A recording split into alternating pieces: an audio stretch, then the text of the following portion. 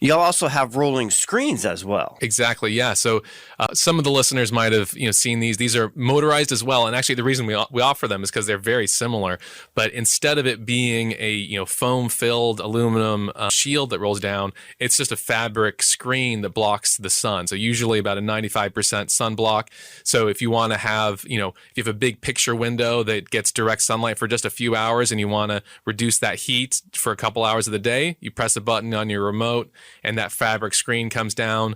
You can close in patios with the screen if you want to have some wind protection, some insect protection, but still be able to see out.